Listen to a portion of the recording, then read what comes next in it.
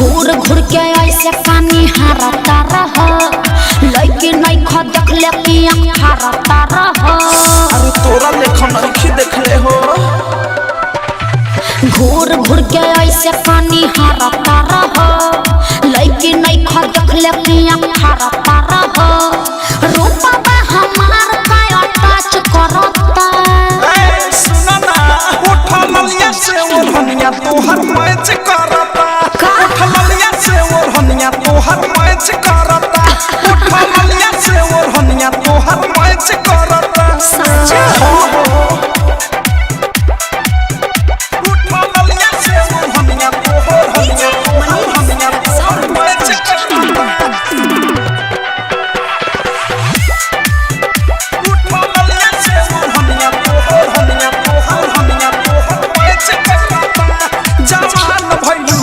तोर डिमांड बढ़ता।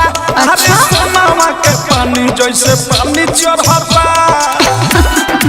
अरे त का दिक्कत बा भेट के नाही कुछ अभी काच बानी कली फेरा में जब पड़ो ना त मोतिया बिना ढाली दिलवा से दिलवा नाही काच करता। लागत कि जान ले के रह।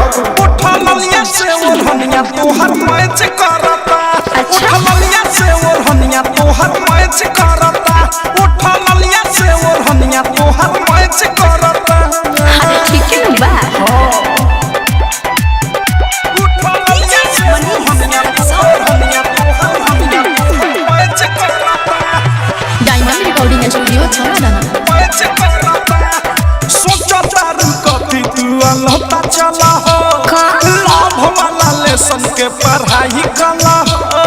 देखा आलतू फालतू बात मत बोला। तोहरा के देख के छटक जाता। देविया फेस फेस देखे चलल अच्छा बीक के विशाल बच्चा चले से तो बच्चा अनुराग बादशाह नहीं बच करता। अरे गजबे के मैं चिंता है।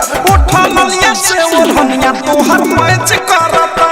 उठा ललिया से ओढ़निया तोहर मैच करता। उठा ललिया से ओढ़निया तोहर मैच करता। घूर घूर के ऐसे पानी हारता रह लइके नहीं ख देख ले कि आँख हारता रह। रूपा हमार का टच करता। ए सुना ना उठा ललिया से ओढ़निया तोहर मैच करता।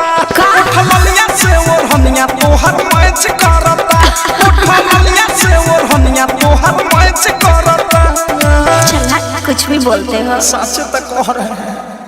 RCM म्यूजिक न्यू ऐप अभी डाउनलोड कीजिए हमारे गूगल प्ले स्टोर से और पाए भोजपुरी लोकगीतों का एक से बढ़कर एक ऑडियो वीडियो सॉन्ग बिल्कुल मुफ्त।